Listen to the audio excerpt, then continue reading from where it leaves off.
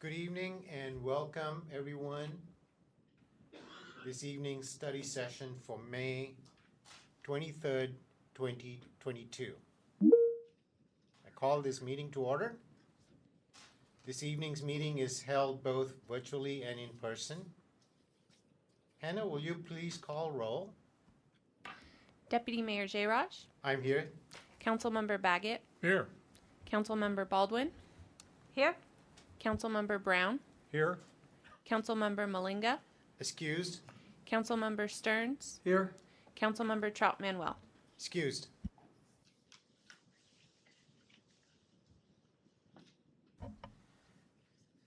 Hannah, looks like we have a presentation this evening. Do we have any announcements or reports? No, Chair, we do not. Thank you. Council, we have a presentation this evening. Attorney Kendra Como is making the presentation on the Auburn Community Court. Council, please welcome City Attorney Kendra Como.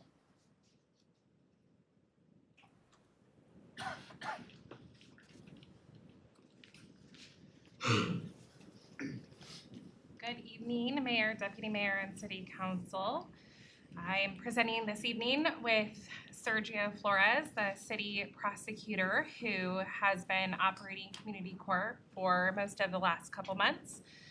And we are here to present the Auburn Community Court sort of year in review, if you will, this evening.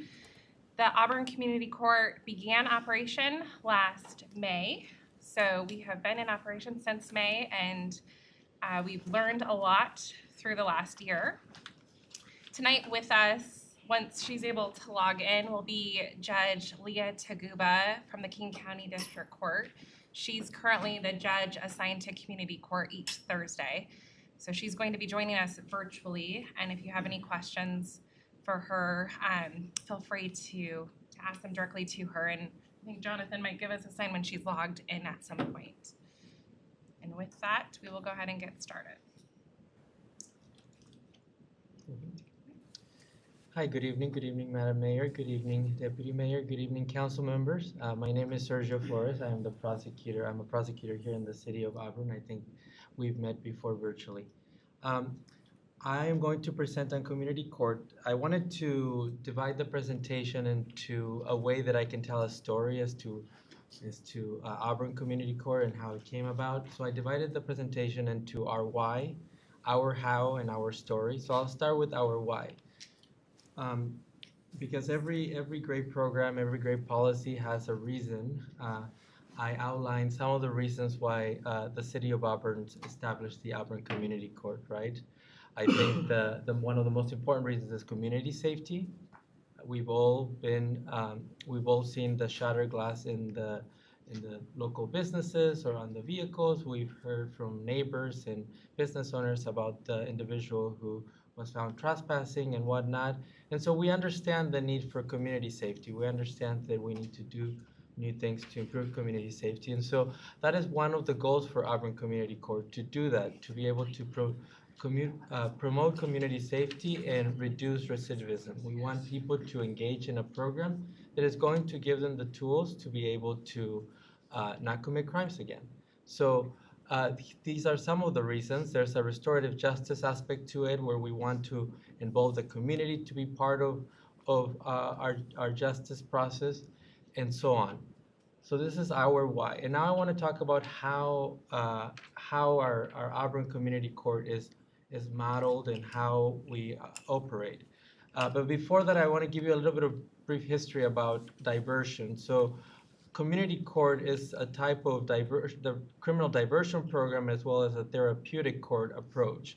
These are approaches that have been part of the criminal legal system, and its origins comes from the English law tradition of our system, which is part of it was based in courts of equity, which were courts that allowed for different types of diversion programs. But diversion really came into U.S. law in around 1946. It was in a meeting in 1947, I believe, the United States Judicial conference urged local judges to start establishing diversion programs in their criminal court for juveniles in order to address recidivism. Eventually, that continued to develop, so many jurisdictions created community courts and other type of diversion programs. But most recently, we've seen a increased development of diversion programs within cities, and I think this comes from many municipalities wanting to resolve the uh, the the local criminal issues that are happening, and so they want to take matters into their hands and create these courts. Um, there are three types of diversion programs. There are the pre-charged diversion programs. Those are usually police-driven, meaning that before an individual is charged with the crime, the police agencies take individuals that are found to be committing crimes and engage them in a program that will allow them to get services and address the issue that led them to the crime before they enter the criminal legal system. Then there's a pretrial type of program, and that is the model that the city of Auburn has adopted. So what happens is the prosecution gets the police report, we review it, we charge the individual, and we make a determination whether we should invite them to participate in community court based on a set of criteria that I will talk about later. And then there's the post-disposition, and this usually happens after an individual has pleaded guilty to a crime, and the court and the prosecution invite an individual to participate in the program. Again, the city of Auburn tends to focus on pre-trial diversion programs. It is important that we talk about the way that these programs are modeled. They are evidence-based. A lot of research and studies have gone to see what is the best model to reduce recidivism and make community safety. And so this is the model that we're using. It first assess the individual that is invited to participate, and there are two types of assessments. There is a risk assessment and a needs assessment. The risk assessment focuses on the risk of the individual in committing another crime, and the needs assessment focuses on identifying the needs of the individual in order to help them with those needs so that they stop committing additional crimes. The next component is treatment, and the treatment comes after the assessment because the assessment identifies the type of treatment that individual will need. Usually in the Auburn Community Court, we are looking from a large spectrum of treatments and needs that we need to engage them in. Something from as difficult and complex as a substance abuse disorder treatment and mental health treatment to something more basic like getting them an ORCA card, or getting them access to a food bank, or getting them signed up for a housing voucher, which we are constantly doing in Auburn Community Court. Then there is the deterrence aspect of it, and that is the idea that supervision by itself is not going to help these individuals. You need to be able to reward them within the program as well as sanction them within the program. And the sanctions need to happen closely aligned with the non-compliance. So if an individual is not complying with the terms of the program,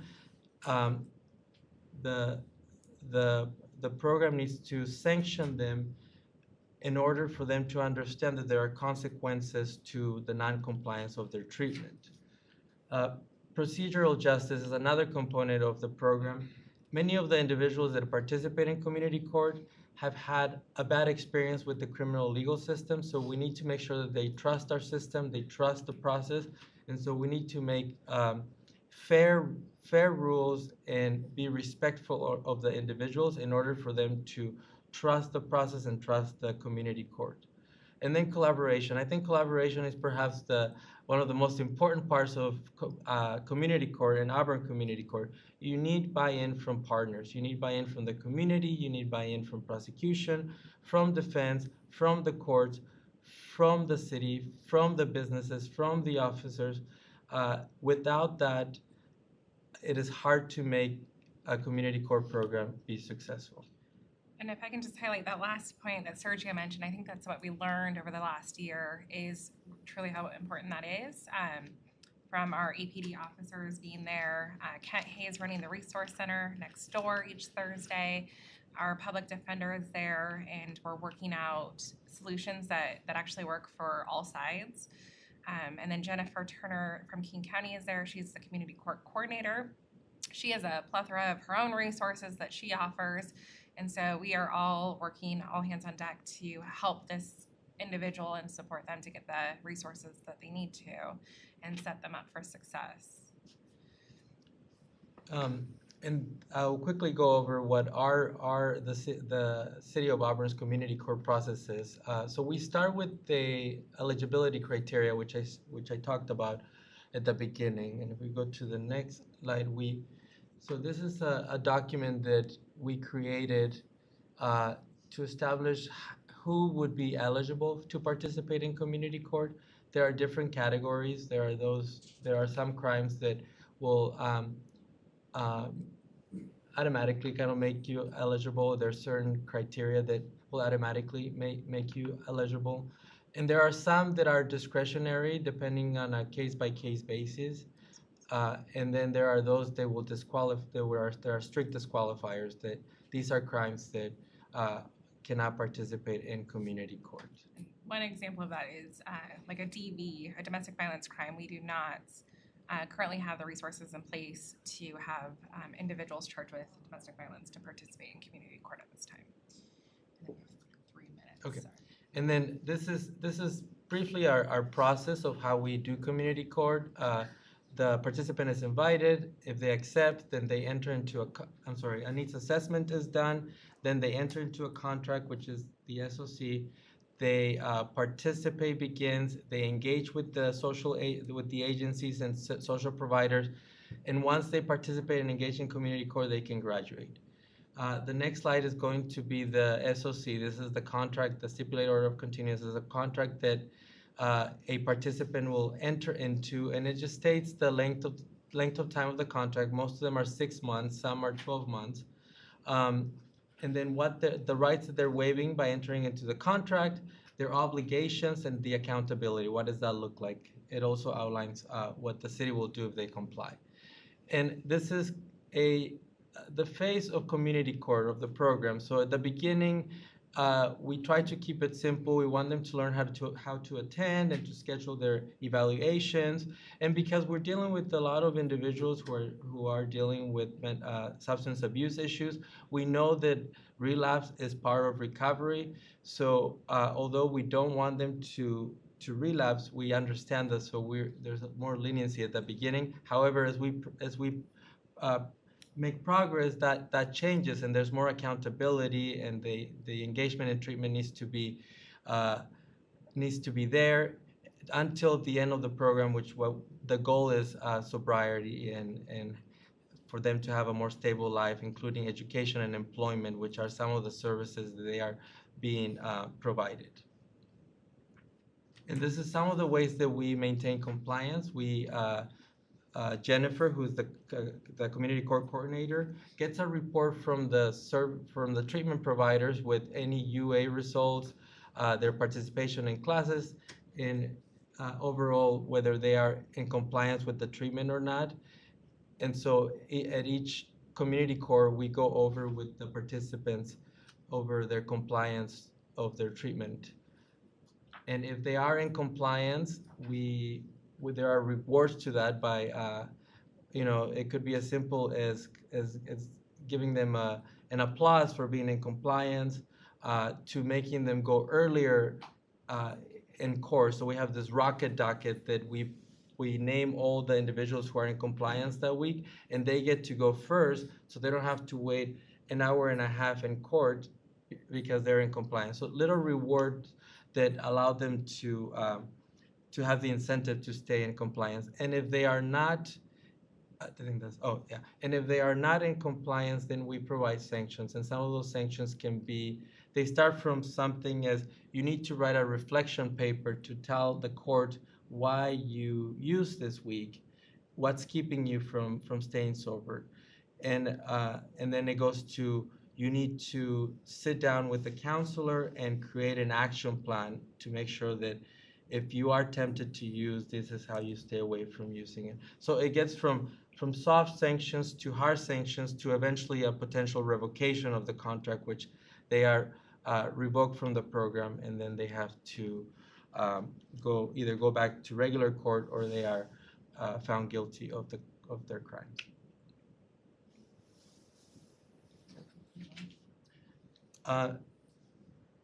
I think that's it for my presentation. Is that a good one?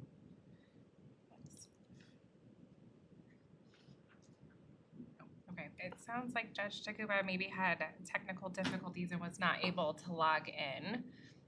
So if anybody has questions or would like to come to community court, it is an open public court every Thursday at 1:30 over at the Auburn Resource Center. But with that, we are open for questions. Council, do you have any questions? Councilmember Brown? Thank you very much, Deputy Mayor. Yeah, my question has to do with recidivism. I was fortunate enough to be part of youth diversion program probably 25 years ago, and the recidivism rate was amazingly reduced for the young people that were involved in it. How are we experiencing that here in the first year of the operation of the court? So I'll start with that, and then Sergio can give us some actual data. But with a year of operation, keeping in mind that these SOCs on average last 6 months. So we don't have a lot of data at this point. And a couple individuals had their SOCs continued for maybe a year. We had one individual who had a baby in the middle, and so extending her time to do work crew and things was important. But that is our goal, is to look at recidivism at 6 months and at a year, and then hopefully we can continue tracking, because we do pour a lot of resources into this program, and accountability has to be an important part of the program, which is why I find recidivism to be an important metric. And I think we have 2 or 3 individuals at this point that we have data on. Yes, that's correct. And again, I think it's kind of it's early in the process to have strong data, but we have a data point that is important to highlight, which is, out of every participant that has participated in community court, both is currently in community court and has graduated from community court, only, and this is about 30 individuals, only one had a charge after they engage in community court. The majority of them have not had a new law-abiding behavior, a new crime charge, since they started engaging in community court. That sounds pretty good if that trend continues. Thank you. Councilmember Baldwin, you raised your hand earlier. Saw that. Thank you, Deputy Mayor.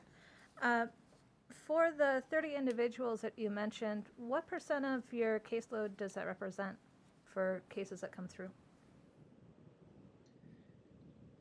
I don't have a good answer for that. We charge, and actually I can look at Harry Boucher in the back of the room, of our average charging number for the year. I couldn't hear all of the Cases question. charged per year by prosecution. For the whole year?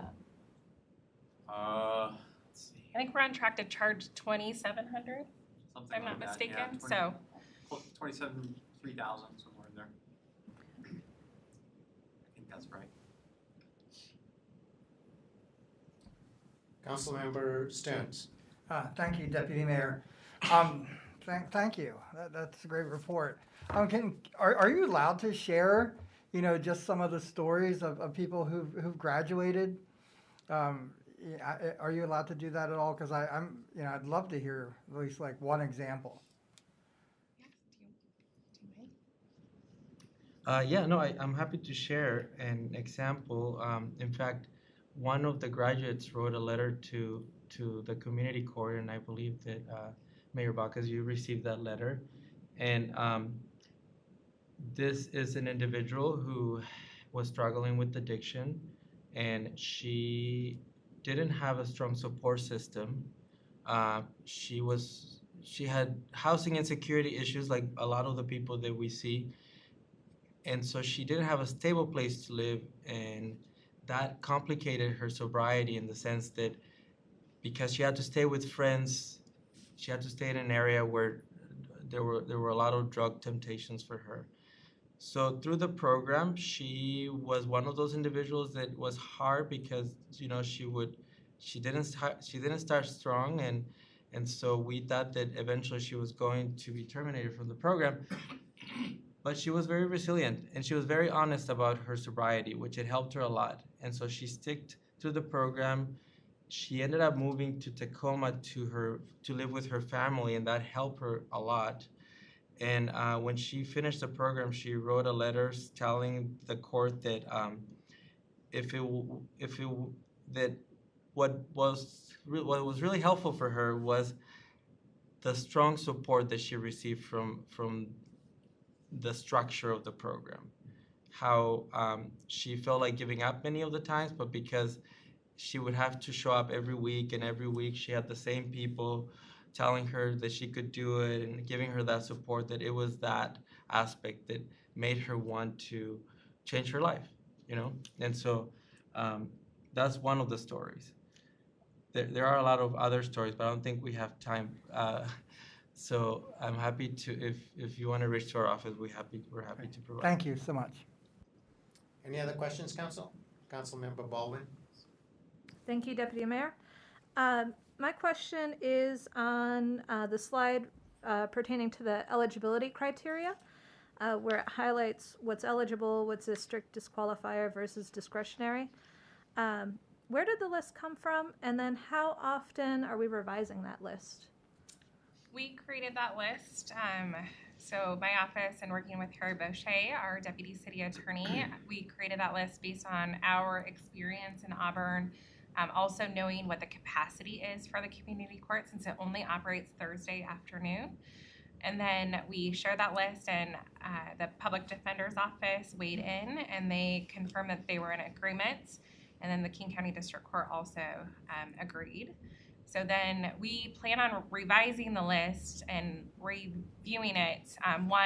Certain crimes change. So, for example, drug possession and things like that, how we can charge different things and have them be eligible changes over time. So we're constantly reviewing it for legal compliance, and then we're always open to suggestions, particularly from our partners in the public defender's office. Okay. Follow up? Okay. I wanted to ask, had we, in that review process, put it through a diversity, equity, and inclusion lens? Primary point being, I see a strict disqualifier being known gang membership or affiliation, and I would be curious about that one if that winds up disqualifying a higher percentage of minority candidates or candidates of color. So the short answer to your question is no at this point, because there is not necessarily a policy in place for formality. We've had a number of stakeholders review it and buy in, and all of them have different perspectives. One of the reasons why that is a disqualifier is because we don't have resources at the Auburn Community Court or at the Resource Center to target that behavior. And so what we're focusing our energy and our resources on at this time is that behavior that we can really target and pool our resources and collaborate to help encourage that individual to make better choices and to help out our community overall. Okay, thank you. Thank you, City Attorney Cuomo and Attorney Flores. Your presentation was very good, very easy to understand. I would like to know, on your eligible crimes, can you rate what's the top one, second one, and third one that we are seeing at the community court? I take it, my interpretation is sort of the quantity. Yeah. I think it's, well, do you want to answer? Trespass and theft? Mm-hmm. That's correct. Criminal trespass in the first degree or second degree, and theft. Say that again, please. Criminal trespass in the first degree or criminal trespass in the second degree, and the crime of theft in the third degree. Okay. How about the drug use? Where does that fall under? So in 2021, the state legislature changed that law. So you have to be able to prove that we have offered 2 instances of a referral before we can charge and meet all elements of a drug possession crime on its own. If it's an attendant crime, then we may be able to look at that. But generally speaking, we do not charge drug possession on its own because of the state law changes, and then same thing for drug paraphernalia. So we don't have a lot of cases in that realm, though we do see in the reports and based on the behavior and the needs assessment, individuals coming forward and being honest about what they need for substance abuse treatments. So we're able to still target the behavior, but the charges might look a little different. Thank you. Council members' turns. Thank you, Deputy Mayor. On that line, so under the new state law, the law enforcement officer has to make 2 attempts, right, to refer someone. Can you explain how that works? I can only tell you from the prosecution side, we look with our Auburn Police Department partners to see if 2 referrals have been done. There isn't a great way to catalog that, for example, throughout the valley to see if this individual has received a referral from Kent and Federal Way, et cetera. But we will work with our Auburn Police Department officers to see if they have done a referral. That will show up in the report as we look through this individual's criminal history. Any other questions, Council? City Attorney Como and Prosecutor Flores, thank you very much for your excellent presentation. Thank you.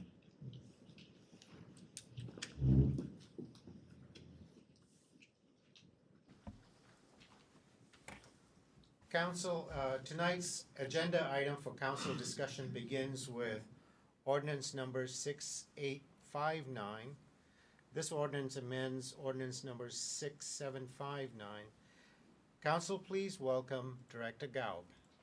Thank you, and I'm actually going to turn it over to Amber Old, who's going to give you a staff report on this ordinance. Good evening, Amber. Good evening. Just a second while I pull up the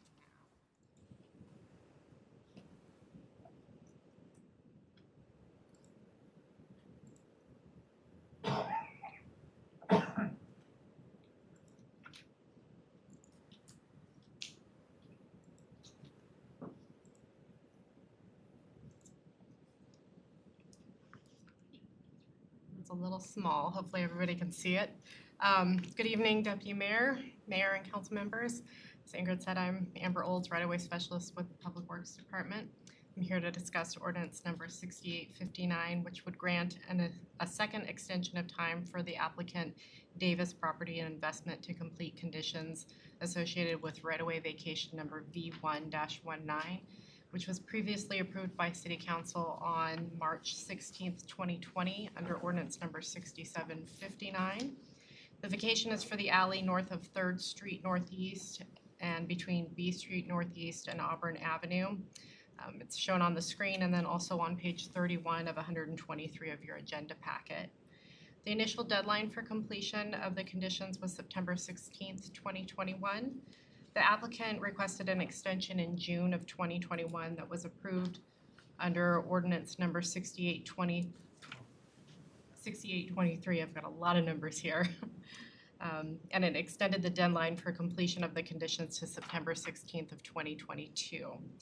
Davis Property and Investment has requested this second extension to April 30th, 2023.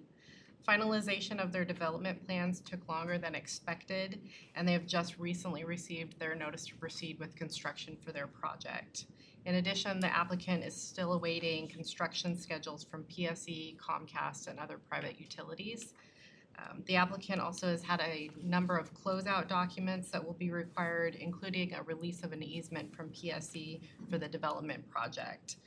Davis Property and Investment is concerned that the delay with finalizing their development plans, coupled with the difficulties that they've had in getting schedules from PSE and the other utilities, will cause delays in them being able to complete their construction and required conditions of the vacation by the current deadline of September 16th of 2022. City staff supports the request for the extension to April 30th of 2023 to complete those conditions that are outlined in Ordinance number 6759. This will line up with the development's completion of construction and the start of the city's capital project that is scheduled for spring of 2023 in that area. Ordinance number 6859 amends Ordinance number 6823, which amended Ordinance number 6759 and extends the time for the developer to complete the conditions associated with right-of-way vacation V1-19 to April 30th of 2023. Be happy to answer any questions you have. Council, do you have any questions? Councilmember Baldwin. Thank you, Deputy Mayor. To translate everything, this wonderful information you gave us, what do they look to do in that space as shown on the map? I don't know all of the details of their development plans. My understanding is that they're expanding their parking lot area. They don't currently have enough parking for the offices that are in that building, so it'll allow for additional parking for the building. Okay, thank you. As I had talked through the original ordinances, I was trying to track down the original purpose of the request. So, thank you. Any other questions, Council? Amber, thank you very much for that presentation.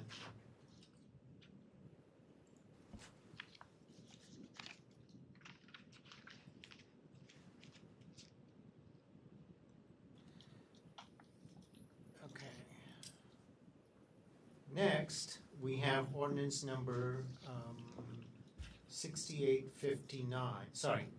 4456.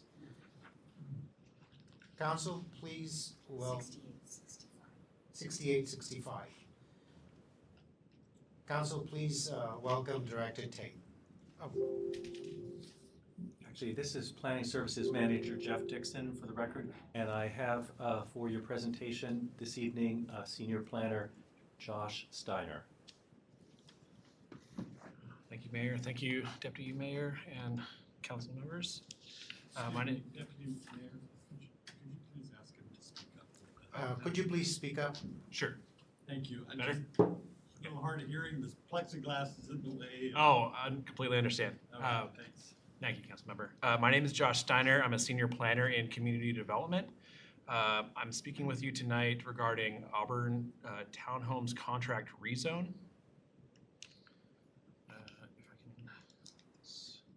So an application was received by staff to amend a contract rezone, which is Ordinance 4456, originally adopted in 1990.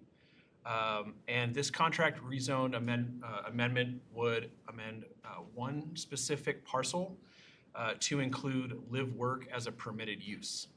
Ordinance 4456 covers 4 total parcels indicated in red.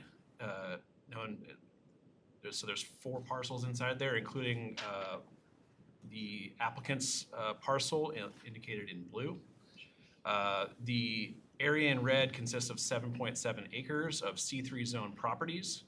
And the other 3 parcels are, as I said, are not included in the rezone request. The applicant's parcel, the subject parcel is currently vacant. The other 3 parcels do have existing development. So the project site is located on 16th Street Northwest and B Street Northwest, indicated on the map to the left.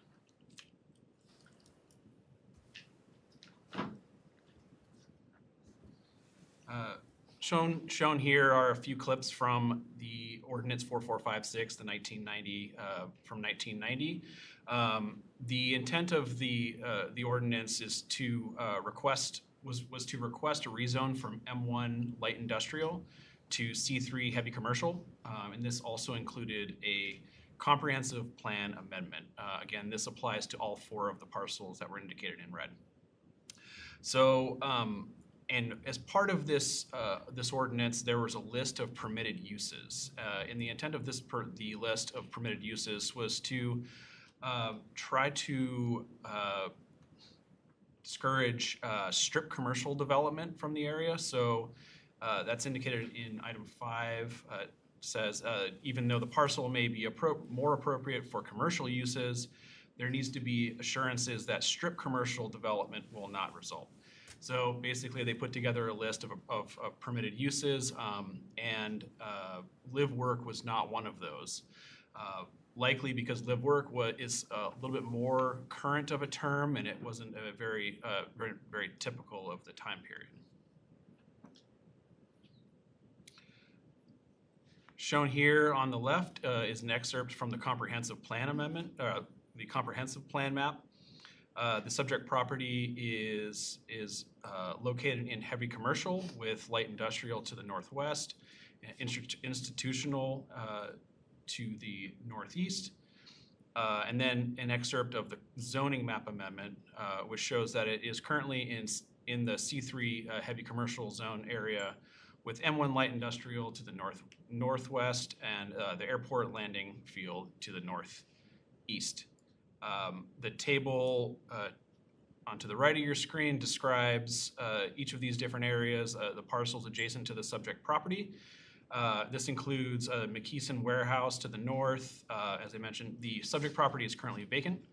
A Comfort Inn hotel immediately to the east, and the Clarion Hotel King County Housing Building is immediately to the west.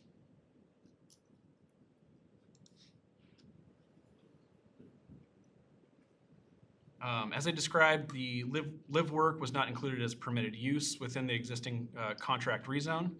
However, current city code does permit a live work in C3 zones. Per ACC 182330, in zone C3, both live work and work live are permitted uses indicated with P. There is a distinction between live work and work live, and that's primarily the proportionality between the living space and the working space. The applicant's request is specific to live work, which means a majority of the space is allocated towards living space compared to workspace. There in our city code, we do have additional stipulations regarding live work that would need to be followed during a later phase of development. And so the reason I'm here tonight is because there's a number of procedural considerations with the rezone request.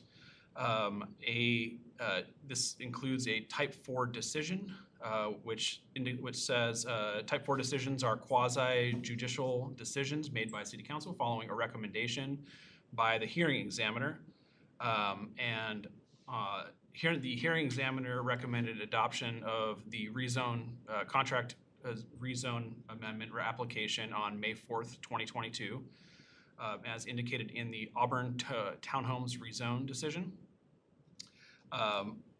As part of the application, a comment period for the determination of non-significance for the rezone amendment request was completed in February 22, and no comments were received. And as I mentioned, this process is just consistent with a comprehensive plan map amendment and process as a Type 4 decision. So the staff recommendation would be to approve of Amendment 6685 and amendments to 6685 is a fully revised ordinance that includes the original contractor amendment and revisions to include live work. And this would occur at the June 6th regular council session. And with that, I can take any questions. Any questions, Council? Councilmember Stearns. Thank you, Deputy Mayor. I'm just curious. I think I understand the living part. What's the work part? What's the vision for working? It's a good question. We are The applicant hasn't submitted finalized plans for the area. So we do have preliminary site plans, and they show duplexes, stacked duplexes with like kind of a workspace behind a garage. And that would, per city code, qualify as workspace. Now the challenge will be, and one of the questions that I had was, how do we ensure that that remains workspace? You know, I think that there's a couple other areas of the city where their workspace currently exists, so we'll look to those as examples. But as I mentioned, work-live space would kind of be the opposite, where it's primarily workspace with some living quarters, and I'm not aware of any in the city currently. Oh, okay, so we really don't know what the work will be. No, we don't. All right, To get to your thanks. question, no, we don't know. The application didn't indicate what type of work would be permitted. There are multiple duplexes on the site, so it's potentially, there could be multiple types of work that would be occurring. Any other questions, council? I have one question, and it has to do with Councilmember Stern's. So basically, we're going to have a work area and a living area at the same spot, kind of a deal? Correct. Okay. That sounds pretty good. I believe the Verge building down the street is also set up that same way. There's four. Thank you, Mayor. It's set up that way. I'm not sure any of them are occupied or functioning that way. But we do currently I have see what you're saying. So it's more like a condo on the top level, and then the workspace is bottom, kind of a deal? Yeah, I mean, I think the way the development is situated, you have some the applicant would have some flexibility with how that would work, whether it's sited above or below. Mayor? Thank you, Deputy Mayor. Consider it like artist workspace or a loft, or someone who has small manufacturing, small parts or something, and they're hand created, so that they have the opportunity to live and work in that same space. It's really a cost savings for the individual who has the work, but it's also beneficial. It's saves on the carbon footprint. There are a lot of benefits to the community for having that type of shared space. Councilmember Brown? Yeah, I think previously, thank you. Thank you very much. I think previously, historically, that might be referred to as cottage industries. And I would just say this, from a labor perspective, cottage industry is something that you want to keep an eye on for, you know, ensuring that you don't have some form of exploitation going on there.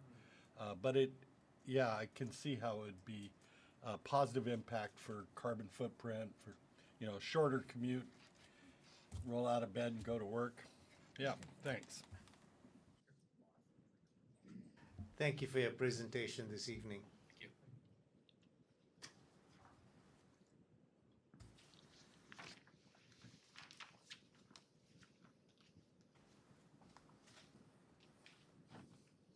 you. Council, we will now move to discussion items. This evening's municipal services will be chaired by Councilmember Kate Baldwin. Thank you, Deputy Mayor. Tonight on the agenda, we have 5 items related to municipal services. The first being a presentation on emergency management from Director Hinman. The second being an annual report from our police department. And the last 3 is related to upcoming ordinance. So to get us kicked off, Director Hinman and Emergency Manager Carissa Smith will be presenting. Thank you. Good evening, Council, Mayor.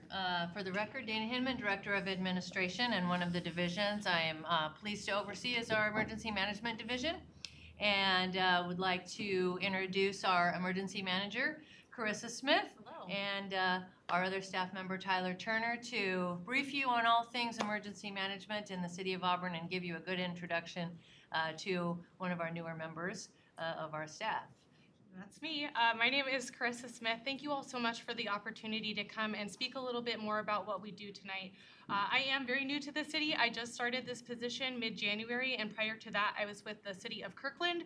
Before that, I was with the city of Renton. So I spent my whole career and my childhood in King County. I am very much a local girl, and I'm very excited to be back in my community and serving my community. And I'm really excited to just kind of share some of the things we're working on with you.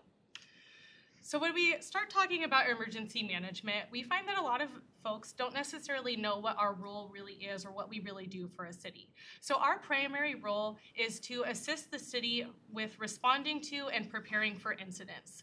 And I say incidents instead of emergencies because an emergency implies sort of an unplanned event, but an incident might also include a planned event. So for instance, we will activate for the Veterans Day Parade and provide some incident support for that. So when we talk about incidents and emergency management, what we really mean is any sort of event or activity or emergency that kind of goes beyond the scope of our normal response capacity. So we already have emergency response capacity in the city. We have our police department, we have our public works department, we have the Valley Regional Fire Authority that provide these types of emergency services and do a very good job. Sometimes there are events that happen or incidents that happen that get a little bit more complex, and that's where emergency management's role is to help coordinate more of the behind the scenes to support those tactical on the ground response. And we do that through what we call the emergency management cycle that you can see on the screen. I apologize, the text is a bit small, but I'll describe it here. We spend most of our time in the mitigation and preparation phases in emergency management. Mitigation is any activity that the city takes to reduce the impact of potential hazards or risks. So for instance, seismic retrofits or even installing an antivirus software on your computer would be something like mitigation. Preparation is really more about how do we get ready and the steps that we take to be ready for those things that we can't mitigate our way out of the impacts for. And that's where we spend most of our time because obviously there are not incidents happening most of the time, thank goodness. But when something does happen, we will move into the incident response phase. And when we do that, what we mean is that our priorities for emergency management are always to protect life, property, and then the environment as much as we can during an emergency. And those are our overarching priorities for any sort of incident response. And I'll get a little bit more into what our type of response might look like.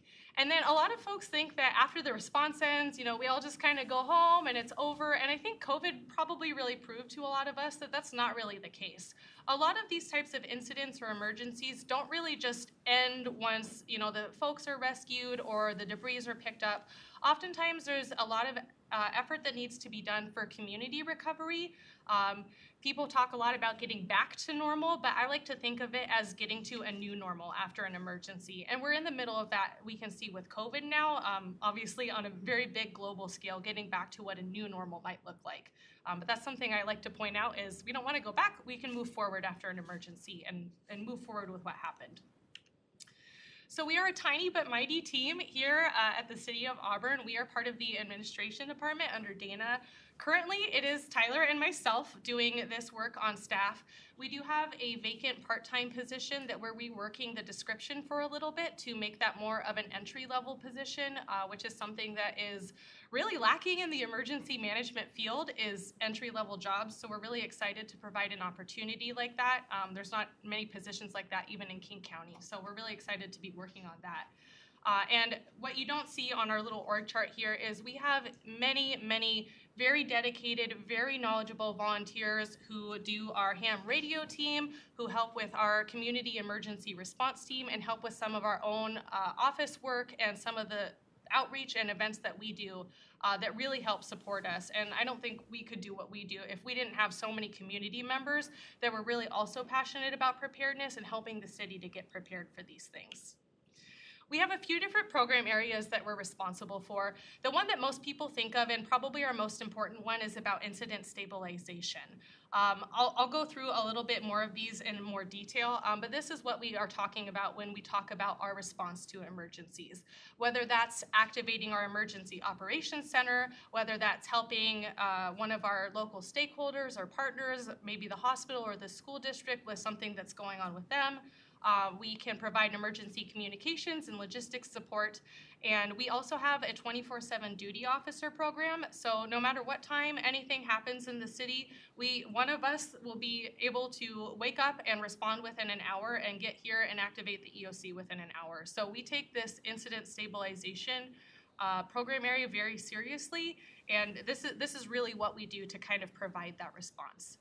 But we can't provide a response just out of nowhere. We do have to plan for it. So creating and working on those emergency plans is another large component of what we do. Our main plan is the CEMP, or the Comprehensive Emergency Management Plan, but you can see here that we do have a few other ones, and I'll discuss all of these in a little bit more detail in a moment as well. Once we develop those plans, we have to train our own staff and ourselves to them and make sure that we exercise so that we can identify gaps in the plans or identify gaps in what we thought the plan was going to be and how things might actually work during an incident. We find all of that out during those training and exercise portions with our own staff and with community members so that we can iron out those wrinkles before we have a real incident. And we do the same thing actually during after incidents as well. And then, of course, we don't want to do all of this good work and not have anybody in our community know what we're doing. So we have a very big focus on education and outreach. We want to get our entire community to be more prepared for emergencies.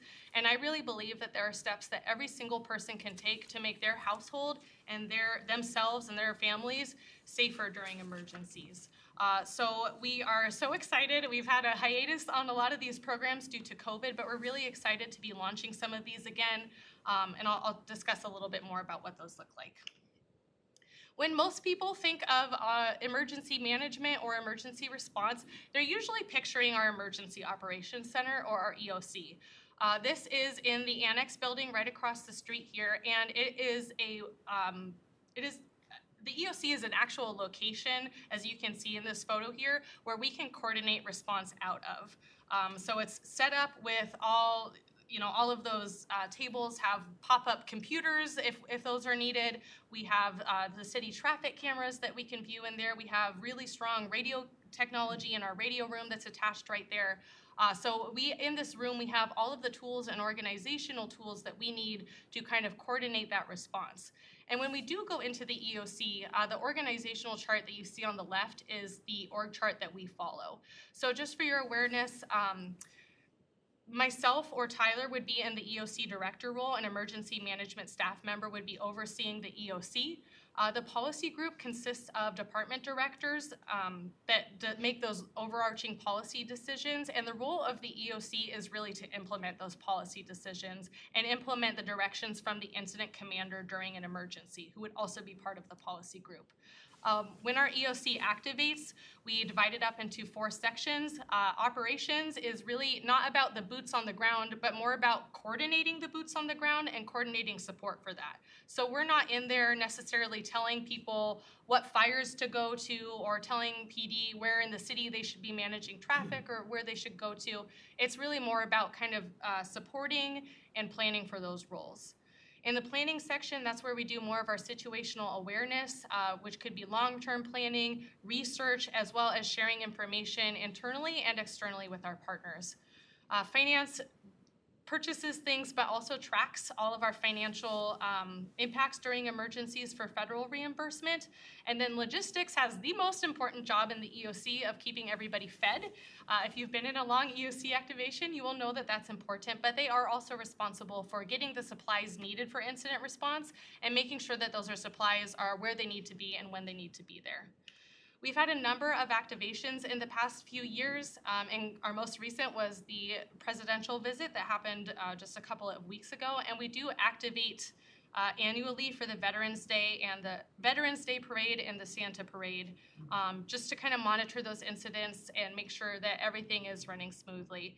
Most of these activations have been fairly limited, with only a few of those positions actually staffed in the EOC. So the photos you see are from some of our past exercises, but it does show that that organizational chart is really scalable, so we can make it as large or as small as it needs to be depending on the complexity of the incident. I talked about a little bit of this already.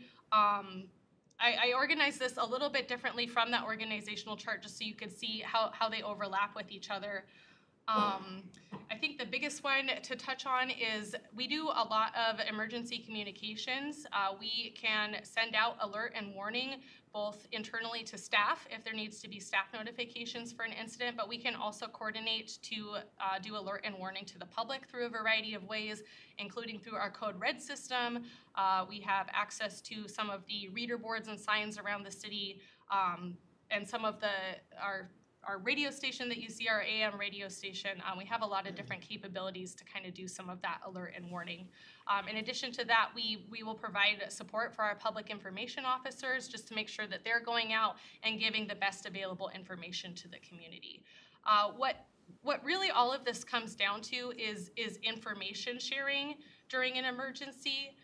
That is probably the primary role of the EOC, is just to make sure that everybody who's part of the response knows what they need to know in order to respond effectively. That's probably the hardest thing to do, but that's really our role, is to share that information when we get it and share it with the right folks. In order to do that, we have a number of emergency plans, as I said. The most overarching is our comprehensive emergency management plan. It's almost 250 pages if you're looking for some light reading, but that really describes overall how the city will respond to emergencies. It has a base plan component that talks to overall responsibilities during an emergency and some of the more overarching applications that might be applicable in every emergency. And then it breaks out into what we call emergency support functions, which are the many bullets that are on the left side of the screen there. There are 14 emergency support functions that go into our comprehensive emergency management plan, and those are actually more capability specific. So those speak to things like firefighting or mass care or public safety, recovery, which I talked about earlier. So the idea behind this is that a CEMP is designed to be an all hazards plan, and then depending on what the hazard or incident is, we can pick and choose the parts of the plan that we need and kind of put it together into a response. So that's how that plan is set up. A couple of the other plans that we're working on right now is our continuity of operations plan, which more speaks to how the city functions and our own city departments will continue to function during disruption. COOP was a very good example of this. As folks needed to move to working remotely, that right there is a continuity of operations operation. So we're taking some of the lessons learned from COVID and applying them to that plan. We also work with King County on a hazard mitigation plan. Hold on. One moment. Councilmember Brown? Oh, I'm sorry, I should have been looking to the, yes, I was just curious, without the opportunity to read the entire comprehensive emergency management plan. Yes. I noticed the energy bullet. That's interesting to me. I mean, are we talking about fuel trucks, or are we talking about emergency electrician? What are we talking? It could be a bit of everything. That one is really more about how we coordinate with the partners that provide those resources. So how are we coordinating with Puget Sound Energy or the county and the state to get those resources when they might be disrupted and continue to provide those services. So it will speak to electrical. I wasn't here for that when we wrote that plan, so I'm not as familiar with all of the specifics, but those are the sorts of things it would be speaking to. All right, thanks. Yeah, it's pretty much just what Chris has said, just general review of any kind of energy that would be provided to the city, or that the city relies on. All right, thanks. Yes. And then we also do some capabilities-based plans. So things like planning for, things like planning for our warming or cooling centers. We're working right now on doing some planning for violent intruders alongside human resources in our police department. So we're working on some of these plans that are a little bit more actual operational, whereas the rest of the plans are a little bit more organizational. Were there, Yes. one moment, were there any other questions before we continue? No. Okay. I know it's a lot of information in a short amount of time, so thank you all for bearing with us. In order to get people up to date on those plans, we do training and exercise. Most of that consists of training staff members to serve in our emergency operations center during an actual incident. During COVID, and we had some turnover, so we are working on kind of re-upping our EOC staff roster, and we're going to be doing some training on that coming up soon. We also help with National Incident Management System compliance, which is a couple of online training that every city employee needs to take, and I have some good news for all of you coming up on that in a moment here when I talk about council's role during an emergency. But we also make sure that we ourselves are continuing to train and make sure that our skills are up to date. So we make sure that we're going to classes, we're going to trainings and conferences so that we can continue to learn and grow. And we also train our volunteers and community members on some of these emergency functions. And once that training is done is really when we can start facilitating some more of those exercises, which could range from anything from a large-scale EOC activation all the way down to assisting some of our partners with their exercises or developing plans or developing exercises for some of our volunteer groups. As I said earlier, we're very excited to get back on some of our education and outreach programs.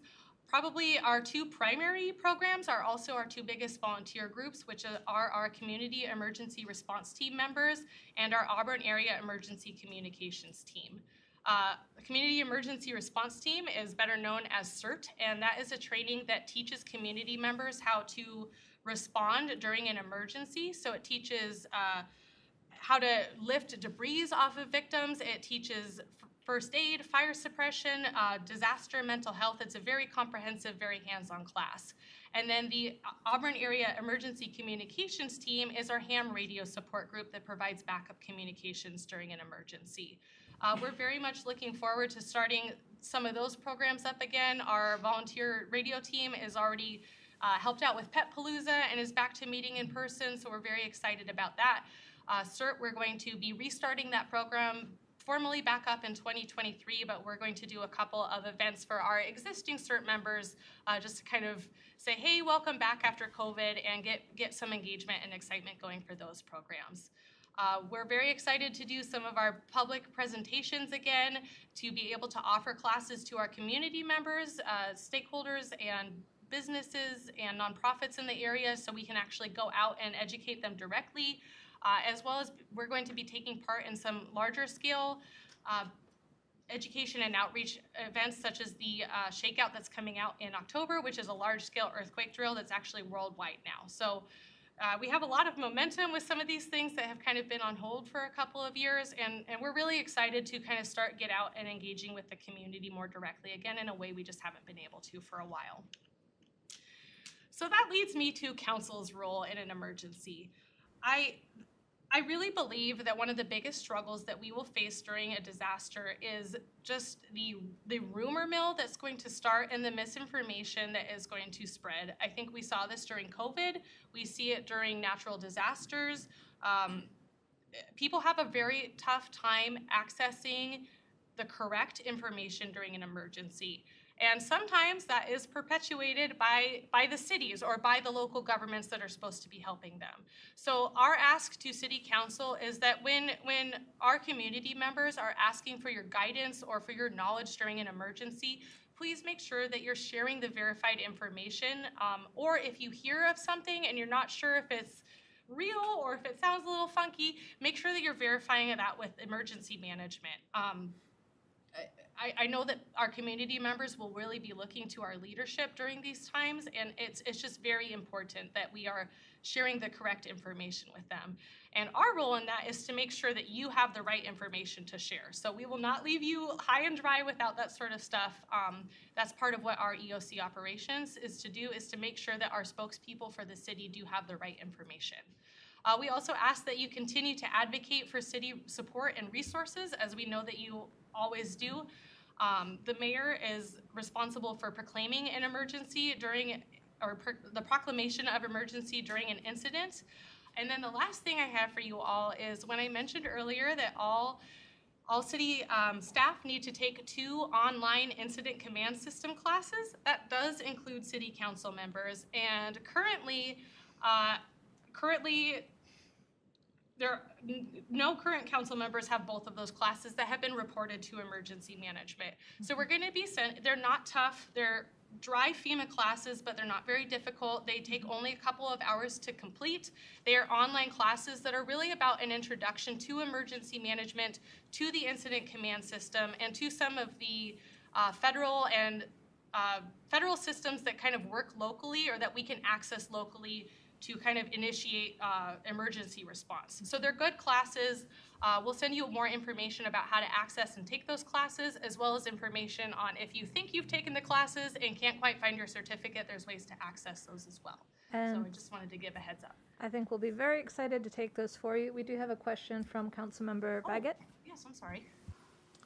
I'm really gratified to know that you're going to be retraining, if you will, or training some of our council members, because 2016 was the last time we had any involvement with a direct semi-training opportunity where we actually visited the EOC and everything and knew what our roles and responsibilities were. Well, we have almost new council members now, which I think it's a good opportunity.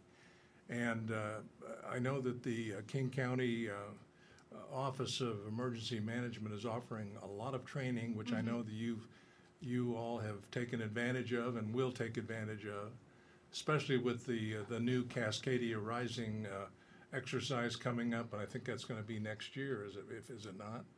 It's actually next month. Next month. Yeah. Yes. It's going to be coming up really soon, and I know that there's a lot of training going on right now for that. So are you all tuned into that right now? We are. We are not actually. We will be.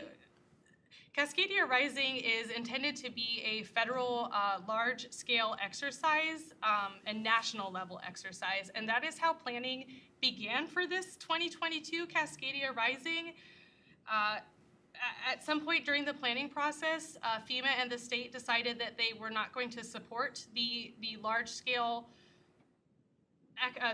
exercise that they had said they were going to, so they've really scaled back their involvement, which led to a lot of local municipalities and counties also scaling back their involvement. So currently, Auburn is not planning on participating with our city staff. Tyler and I will be attending the tabletop exercise that the state is putting on, and our plan is to do an exercise in Auburn, possibly an earthquake-related one. I like to shake things up and not do earthquake exercises every time.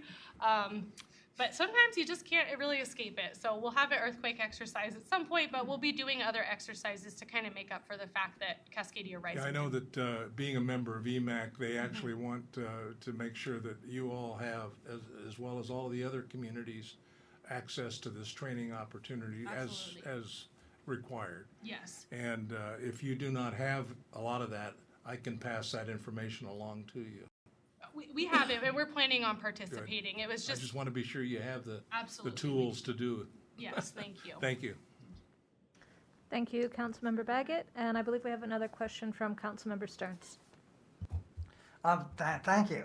You know, this brings back some memories. I was in Washington, D.C. working in 2001 on 9/11, and you know, I was actually in a very large hotel at a national conference.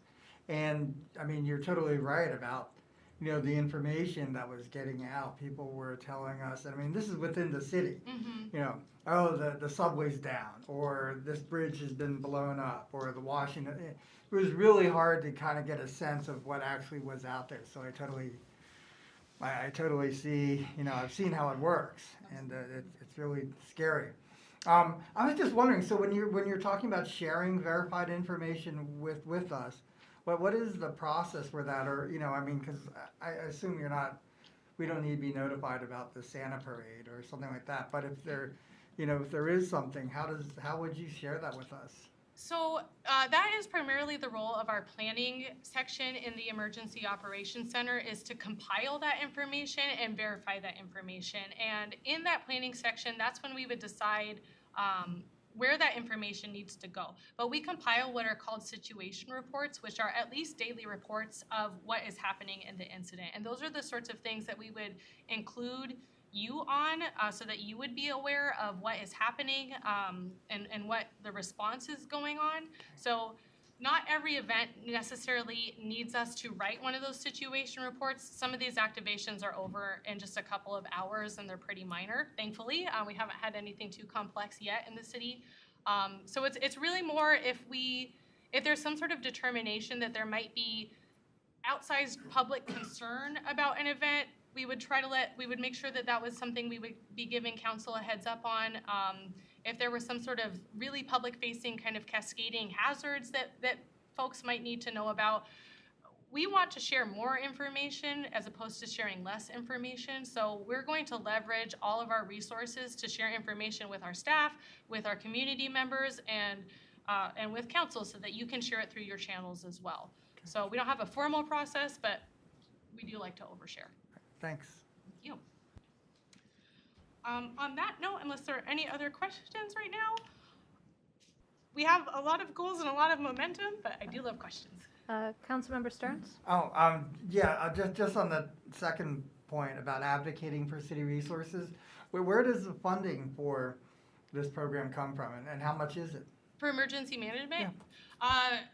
Our funding comes primarily from the city's general budget, and then we also have access to the Emergency Management Performance Grant, which is an annual grant of about $45,000-ish. They take a little bit off every year as grants kind of do.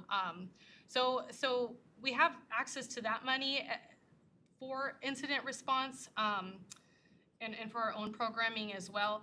If an incident happened that became more complex and there was a presidential declaration of emergency, that would open up some federal funding for reimbursement for what the city would expend on some of the costs that we might accrue during an incident.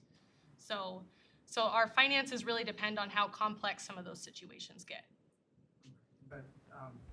But the sort of the regular money comes from the general budget. Yes. Okay, thank you.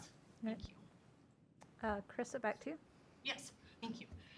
So these are our upcoming goals. As I said, we're really excited to get back into our public education with our preparedness presentations. Tyler and I are both very excited to start CERT next year. That's one of our favorite programs, so very much looking forward to that. We are planning on doing some training in our EOC, as I said, for staff, and hoping to do a functional EOC exercise after we get staff more trained up and feeling confident in there. Right now, we are mostly working on our continuity of operations plan, but coming up in 2024 is when the CEMP will be due for sending back to the state. So we're keeping that on our radar, as well as some of our other plans that are coming up soon. And we have a bit of program maintenance to do after COVID. So right now, some of the things that we're working on is formalizing our duty officer program and making sure that we've kind of documented some of what we actually do. We're working with Human Resources on how we track the NIMS compliance and the completion of those ICS courses that you guys will be very familiar with soon. We are excited to be hopefully relaunching the Emergency Management Committee so that we can start engaging with other city departments a little bit more directly and hearing from them and working with them more directly. And we just want to continue to build partnerships, especially as a new emergency manager. We're a very relational field, and so building partnerships with the school districts, with the hospitals, with the tribes, with our other city departments, and that can look like many different things. It can look like attending their meetings or events, inviting them to ours, or just responding when something happens. But we always want to continue to be building those partnerships. Oh, and I do have a quick COVID update that was asked for. Currently, Public Health Seattle-King County is reporting about 33 daily average cases. Last week, it was at about 23, so that is what accounts for that 40% increase that you see on the bottom of the screen there. It was also asked that I provide an update on vaccination rates in Auburn. Public Health Seattle-King County is not reporting vaccination rates necessarily by city, but by geographic region for Auburn, Kent, and Federal Way, we have about 76.9% of Auburn residents estimated that have completed their primary vaccination series and about 37% that have received a booster. That number stays consistent if you break it up by zip codes as well, so that's about where that is at. We also helped with COVID, the response at the city level. I was not here for the COVID response, but it is an example of how we can help out during a long-term incident. And then a couple of current status updates that were asked for is currently there is a vaccination clinic still at the Auburn Outlet Mall. They reduced their hours, so they're no longer open on the weekend a couple of weeks ago, but they are still available there Monday through Friday. And the Auburn COVID-19 testing site will be closing on June 1st. So just a couple of updates on where those are at. And those are both managed through Public Health Seattle, King County, and not through emergency management. That is all I have for you. Are there any other questions that you all have for us? Council, are there any questions? No? I have my own question, which is, have you heard anything about monkeypox? Yes, yes. We were just, well, actually, just Tyler and I were talking about that earlier today. Public Health has not come out and kind of raised the alarm about monkeypox yet, which they did do a little bit ahead of COVID, so they're pretty on top of those things.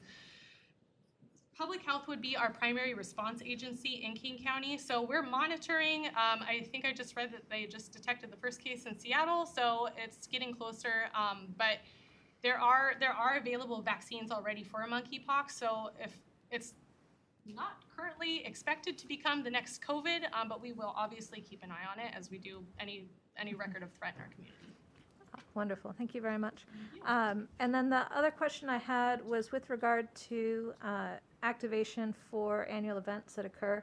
What's the criteria that we use for when we just do that by matter of business versus when we would do it on demand? I didn't hear you last. Versus on demand? On demand. Yeah. So known events versus, so for events that are coming up, which of the events, I don't believe we saw that it was activated for Pet Palooza, but we know that it is activated for Santa Parade. So yeah. What's the criteria between the two? It's really more about potential community impact and kind of the difference that we've talked through with something like an event like Pet Palooza, where there's a lot of community interest, there's a lot of folks gathered, but a parade literally has a few more moving parts than an event like Pet Palooza does. So that's kind of where we made the decision that those would be things that we would want to continue to activate for, especially because we have seen some threats to activities like parades just in the United States over the past few years.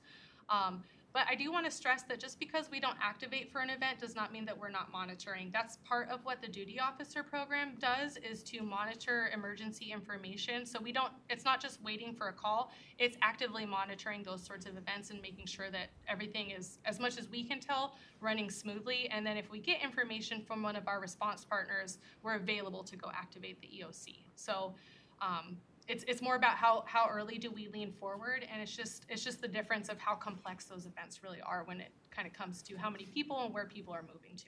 Understood. And Councilmember Stearns? Thank you.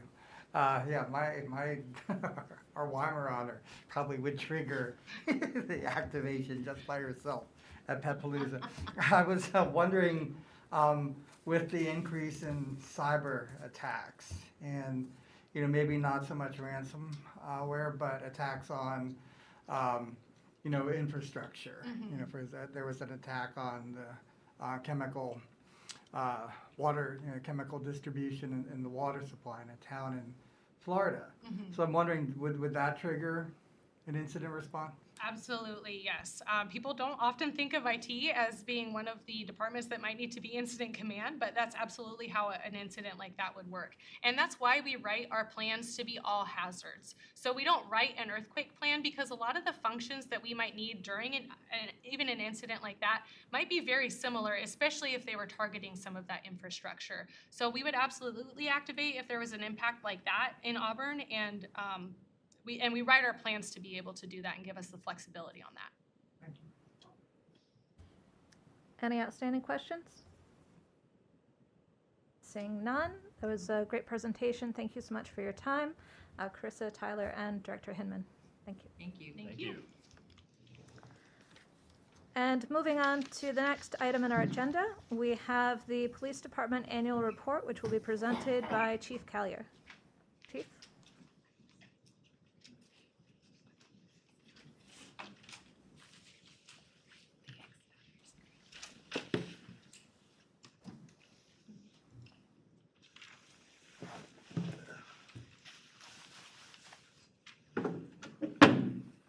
Apologize, council members. As soon as I unplugged my computer, it reverted back. So I got to log in again.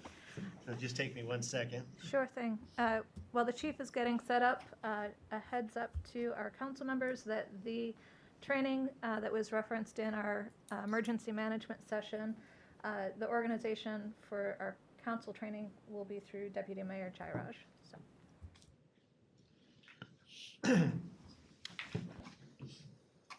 Thank you for having me here tonight, Council. I wanted to go over, so everybody should have been provided our annual report. Without doing a full PowerPoint presentation on going over everything in the report, because it is fairly lengthy, I just wanted to talk about the highlights from 2021. Some of the main things that we did during the year, we did add a public information officer to our department to handle all of our social media. It's something that was deemed necessary instead of having one of our command staff members. We've all been trained in media relations and social media, but it's as commissioned officers, that's usually not our forte. And so it was determined that that would be the best solution. So we added a Colby Crosley as our new public information officer. He joined us, I believe, about mid-year. We did make some consolidations with our community programs unit. Prior to 2021, we had our bicycle officers and our animal control under different units. We decided to combine those units into one, under one supervisor, and they are the issues that affect quality of life in Auburn. And it's a unit that can focus more on issues that are outside the main 911 response. So we did reorganize our structure that way. We did have a lot of staffing challenges that started in 2021. We lost several officers to other state agencies. I shouldn't say other state agencies, other states altogether. Some left law enforcement altogether and some retired. So we went down about 11 positions by the end of 21, including our former chief left the state. So the majority of the time we were operating, our patrol staff was operating at a minimum staffing levels, which for us is a sergeant and 7 officers. And so where that comes into play is under our response times. It's page 12 in the annual report. We did manage to reduce our response times to our priority 1 calls. Those are those calls that are have a confirmed hazard that could result in extensive loss of life or property. Those are the ones, if you've ever, I think most of you have done a ride-alongs with us, they are the ones that are dispatched preceded by tones, alert tones to alert everybody on the radio that a high priority incident has happened. So we did do very well. We got our response time to those down to just over 4 minutes. That's the lowest we've been since 2017. So that was very good. Unfortunately, our responses to 2, 3, and 4 calls did increase over 2020. However, they are about right at our 5-year average. Some of the reasons for those is, again, being at minimum staffing, our officers are available to clear for the high priority calls, but then they usually have to go back to the call they were on prior to taking another call. We do, with the legislative changes that happened, some of the priority 2s and priority 3 calls, if there's any indication that force may be used because of the nature of the call or an arrest may be made, it now takes more officers that respond to that call.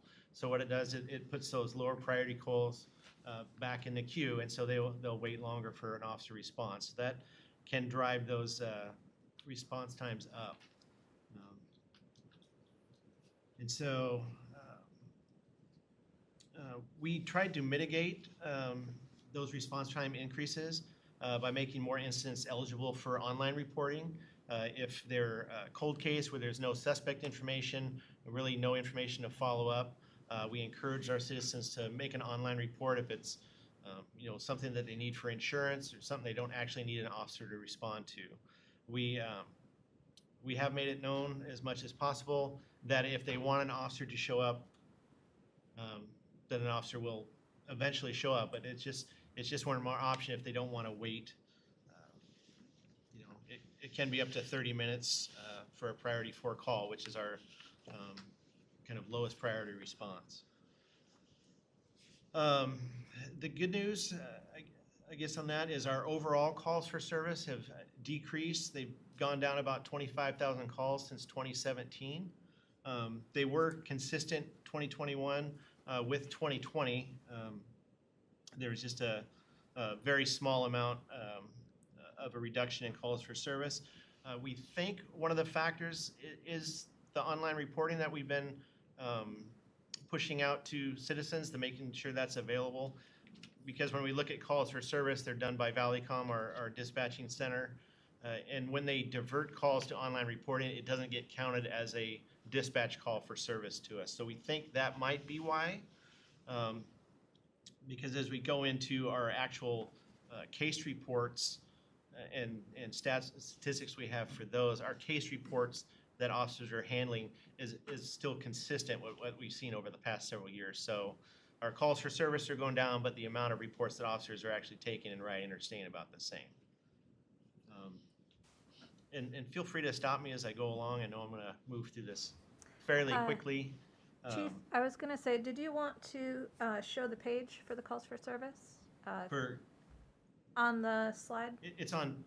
So I didn't have a PowerPoint presentation because everybody has the packet. I can give you the reference number. Okay. I thought that would be easier because it's the charts. It's just kind of numbers, so it's more of discussion items. Okay. With that. But it is on page 13 with our overall calls for service. When we talk about violent crimes in the city, we did show a slight increase in our numbers of robberies and sexual assaults, but we have decreased our number of homicides and aggravated assaults. So it's, you see a lot of news stories talk about violent crime is up everywhere. We have kind of a mix from the 2021.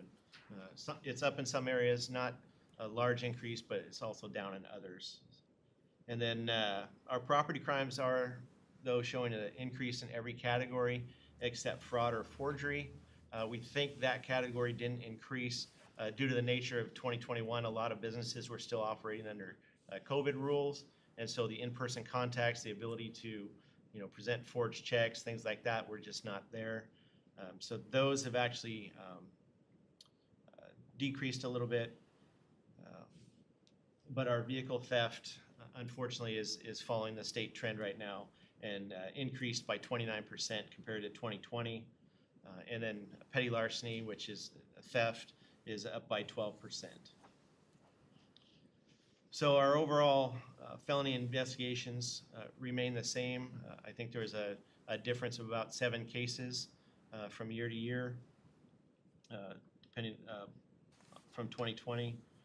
But our arrest and bookings continue to drop. A lot of it is related to COVID as far as the bookings. Majority of jails for most of 2021 were under COVID restrictions as far as who can be brought into jail. SCORE did open up their restrictions earlier than most jails.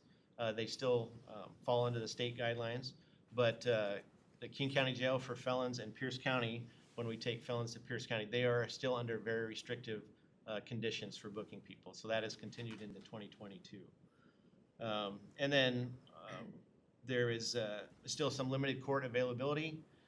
When we forward cases up, if we actually arrest somebody, that starts the clock on when they have to have their court case heard. And so a lot of times we would refer the case to the prosecutors, so it shows a kind of a drop in the arrest and the bookings on those because they're being referred out. I believe we have a question. Councilmember Stearns? Thank you. Chief, I was just looking at the total arrested persons, and it looks like the numbers have been steadily declining. Do you think that's going to continue, or do you anticipate an increase? It's hard to tell. I think with the continued restrictions, it's still going to limit our bookings. At least for SCORE, they still have to worry about outbreaks and things like that. So they're more restrictive on who can be brought in the facilities. So they do the checkings. The actual number of cases, the court is getting back up to functioning. I think last month, correct me if I'm wrong, we had 4 trials scheduled, which is the most we've had for quite a while. And so we may see more increase because our crimes, the misdemeanor crimes, are continuing to be steady. We're still seeing those. It's just a matter of getting their cases heard. And so if we can release them without court dates and starting that clock, that's something our officers are trying to do when it's those low-level misdemeanors.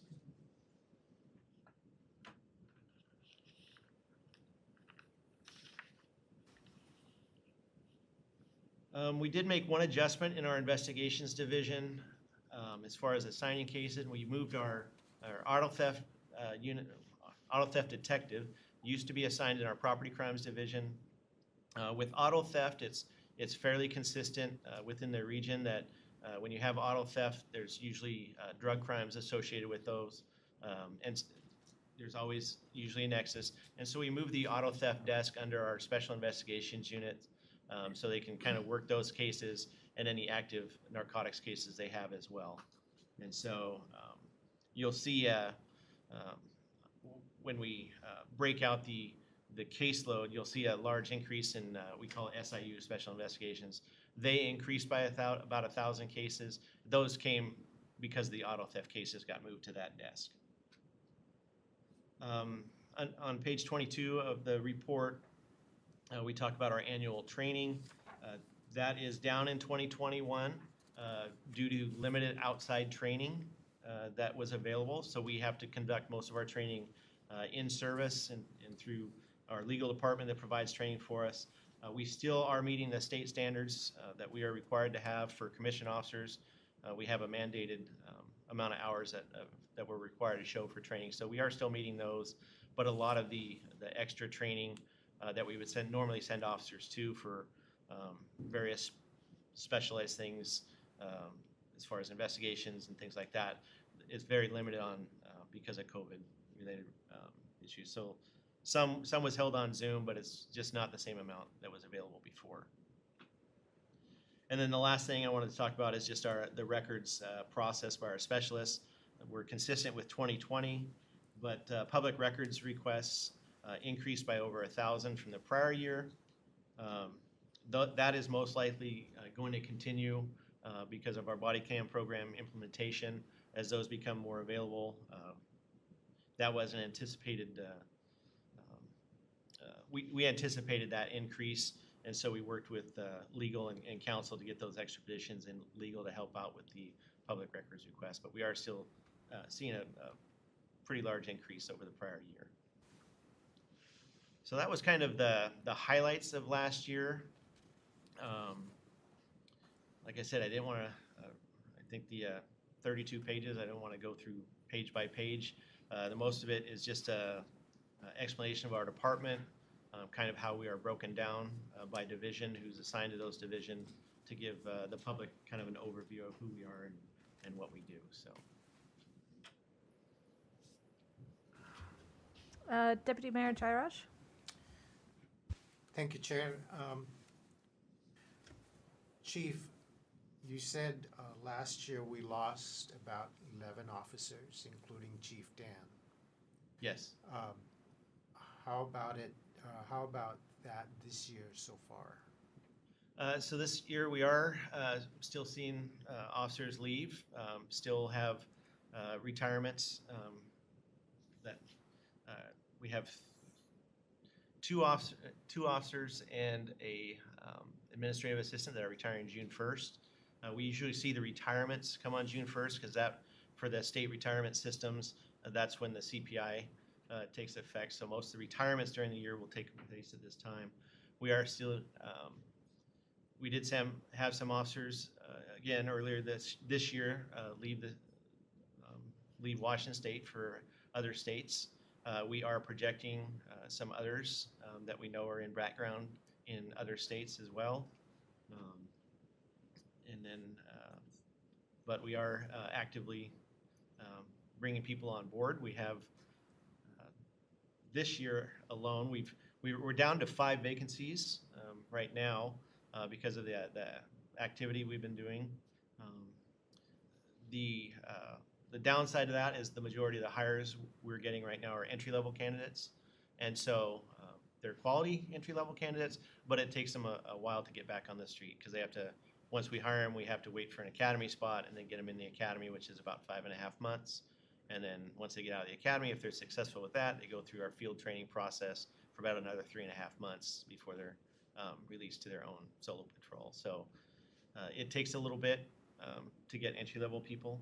We have some interest in lateral applicants, so we are working through those.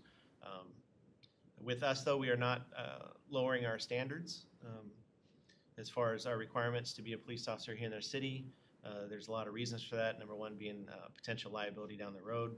And so there's been, we've had a lot of interest from laterals, and a lot of them don't make it past the initial phase just because they would not be a good fit for our agency. So. Thank you, Chief. And we have a question from Councilmember Brown. Thank you, Chair Baldwin. Appreciate that. I was noticing in your training hours graph, it appears that between 20 and 21, the years 2020 and 2021, there's been about maybe a 40% reduction in training hours logged. Is there an easy explanation for that, or what is that? Yeah, as I stated before, a lot of that has to do with the outside training we send officers to. Because of COVID-related restrictions, a lot of that outside training has been canceled. And so officers, we have in-service training that we do. There has been some classes, depending on if they're able to do those, usually like an outdoor class where the restrictions were, I guess, less as far as having a lot of people in the class. And so that greatly reduced the availability of the extra training we usually send officers to. All right, thank you. Council, do we have any other questions? No? Thank you very much, Chief. Thank you. And the one thing I was add, as you go through the pamphlet, there's something for future annual reports that you'd like to see in there. We are open to suggestions. You know, the annual report is trying to, it's designed to kind of give the public a look into the police department. So if there's something that you think we need to add, we're more than happy to do that. Wonderful. Thank you so much.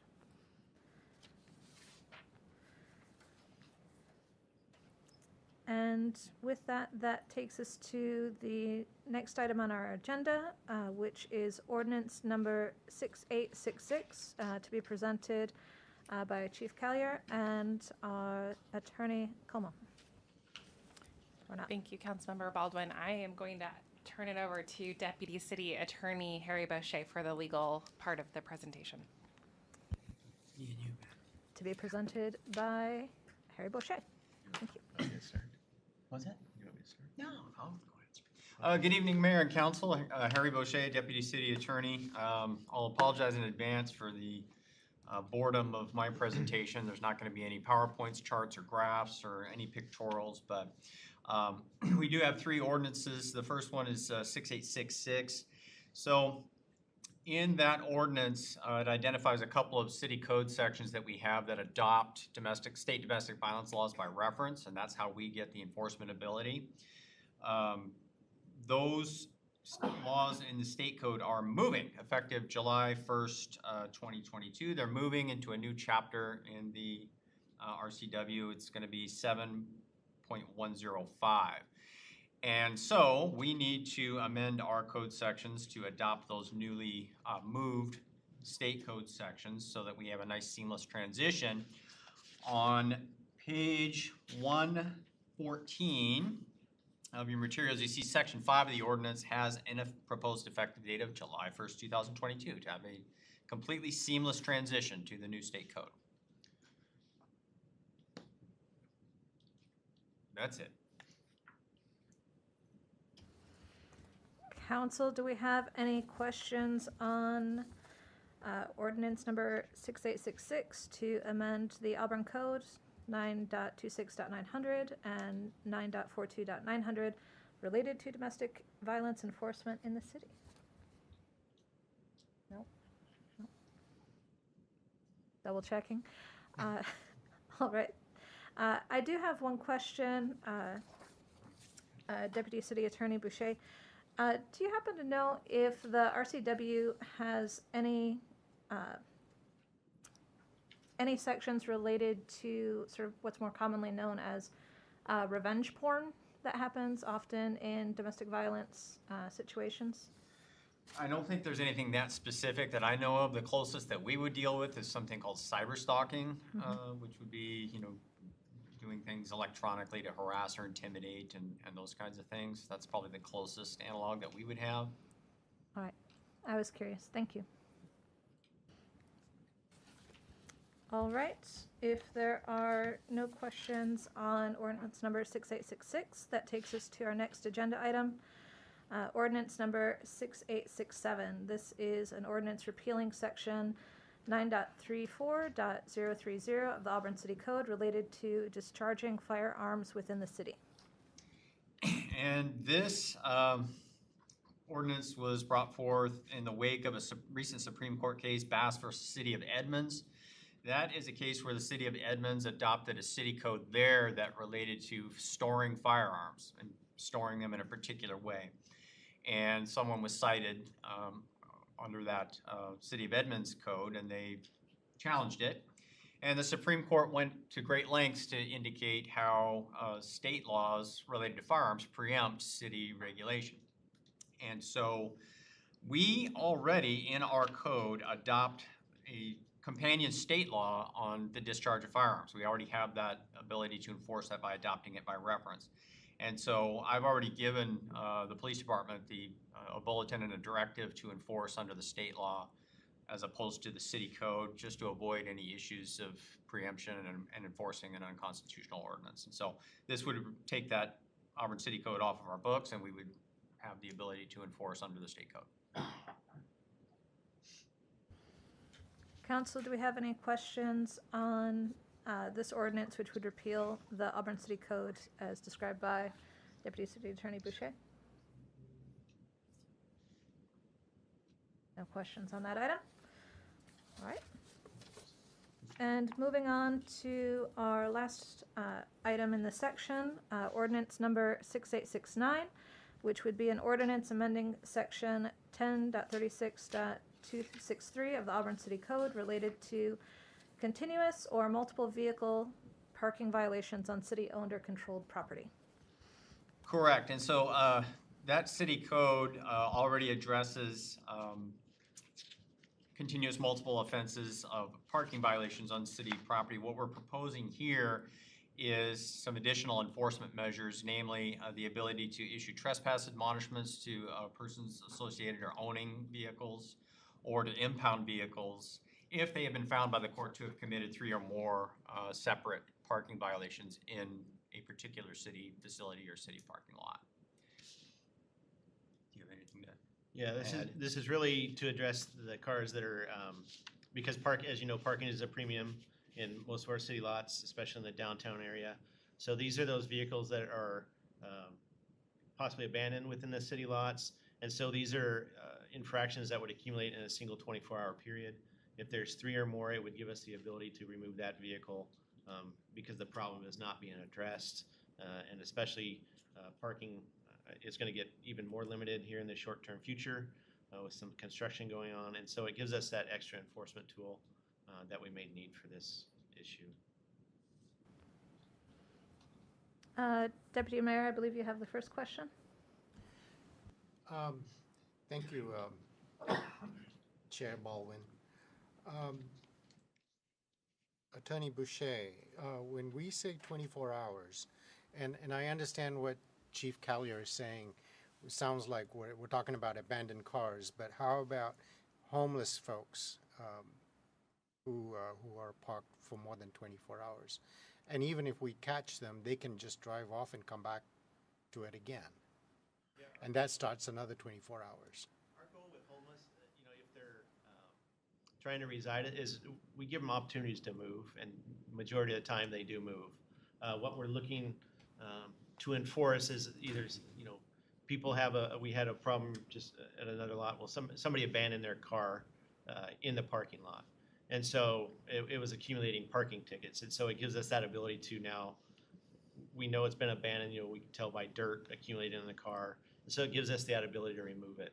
With homeless individuals, usually they are moving if we're given a warning, because this is for city property, because they know that we can take enforcement. And even though they're homeless and they may not pay it, they don't want to get a ticket for being there, an infraction.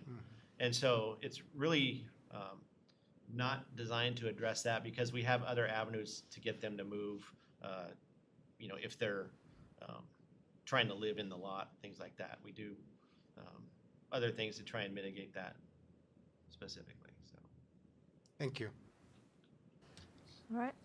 We did have Councilmember Stearns with the next question. Oh, thank you, Chair. Thank you, Chief, for clarifying that the intent was really for people in abandoning cars in our city lots. But I was also wondering, with that in mind, how does the trespass portion of this, what is that aimed at? That's aimed at if we know that people are, like an owner of a vehicle is deliberately dumping their vehicles in a city lot, and we can show that this person is the one that's doing it because they're the owner, and now we have multiple vehicles of theirs, in state of disrepair that, are not, they're not obeying the rules. I mean, it's still something that the violations have to be founded by a court. It's not just us issuing the infractions during that 24-hour period. The court has to have found that, yeah, these violations were committed. So it's designed to address people that are deliberately bringing their vehicles there to, for whatever reason, they want to abandon them in the city, on city property or in the parking lots. Councilmember Stearns, if you want to do your follow-up. Yeah, I guess I was just totally unaware that people are doing that. Is that pretty, is that common, or, God, I had no idea people would do that. It does happen for various reasons.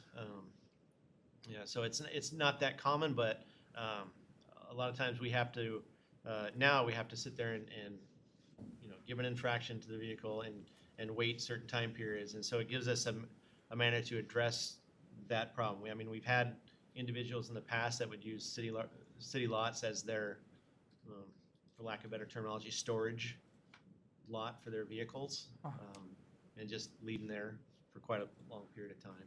Wow. Thank you. And Councilmember Brown? Yeah, thank you. You mentioned that it's going to get a little worse around here, and I suppose that might be because of some construction going on. We're already facing some issues with downtown from construction parking with here. It's not an uncommon problem for cities to have for when there's construction going on. And as a matter of fact, I know of some unions that negotiate for parking and shuttle service. But how much of this do you think might have to do with the overcrowding at the garage for commuters? Is this an issue for commuters as well? It may be with the Sound Transit garage, it is private property, so they have a little bit more flexibility on, when they want to tow something out of there. But I'm referring to overcrowding at the transit garage spilling into city-owned parking. It could help address some of those issues, yes, especially if more construction that's anticipated with once the I can't even think of the name of the building. Max. Yeah, that thank you, Mayor. As that starts getting built up and more construction starts other than the basic groundwork that they're doing now, it is even going to put more of a premium on the limited parking spaces we have for customers that want to come into the city either for business or business at City Hall. All right, thank you. Mayor Backus, did you have a comment? I was just telling him, I said the Max, but that's the vacant property now. It's the heritage property that All right, thank you. is construction. Council, did you have any other questions? No. I do have a couple. So with the reference to city-owned or controlled property, what would be under that umbrella? I'm sorry, what was the last part? What would be under the umbrella for city-owned or controlled property? Is that strictly parking lots, streets? What does that City encompass? right away or any city parking lot owned by the city or under control of the city if we lease it and have exclusive parking rights there, that kind of situation. Okay. And then, do all parking infractions go to court? Do all parking infractions go to court? In section B1, it refers to after being found by a court to have committed 3 or more separately issued parking infractions at a location. When you say go to court, they are all filed with the court. They don't all necessarily go to hearing, but yes, they are all filed with the court. Okay. Any other questions? I think that's all. Thank you. And that concludes our last item on the municipal services discussion items. With that, I'll hand the floor back to Deputy Mayor Jairaj. Thank you, Councilmember Baldwin. Council, looks like we've come to the end of our council study session. The meeting is now adjourned.